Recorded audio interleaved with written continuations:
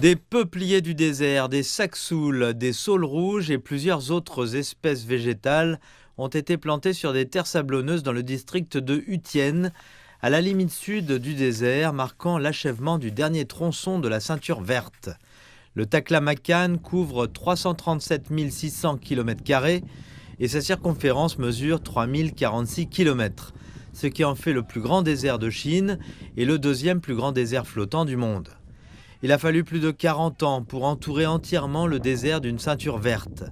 À la fin de l'année 2023, une ceinture verte de 2761 km de long reliait les oasis éparses et il ne restait plus que le dernier tronçon le plus difficile.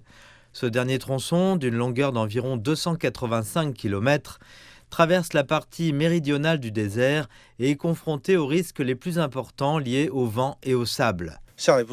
Ensuite, nous nous concentrerons sur la gouvernance environnementale globale du désert du Taklamakan, en combinant les efforts biologiques et techniques de fixation du sable avec des projets photovoltaïques et des fermes solaires. Nous continuerons à élargir la ceinture verte pour empêcher la propagation des sources de sable et forger une barrière solide pour verrouiller hermétiquement le désert du Taklamakan. Parallèlement à la ceinture verte, des efforts ont été déployés pour promouvoir le développement des industries du sable, telles que la culture de la cistanche et d'autres cultures, au profit des résidents locaux.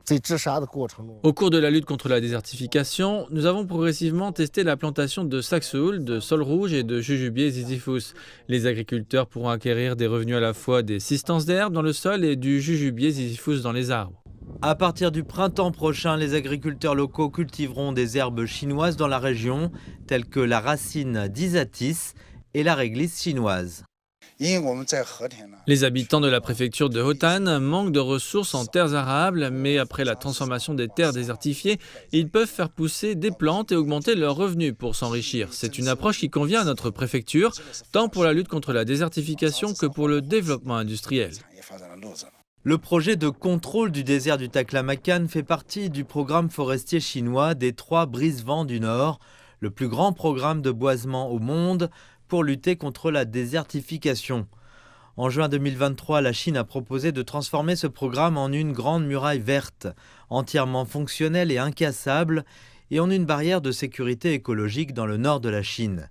La zone de boisement prévue par le programme devrait s'étendre sur plus de 4 millions de km² dans 13 régions de niveau provincial d'ici 2050, soit 42,4% de la superficie totale de la Chine.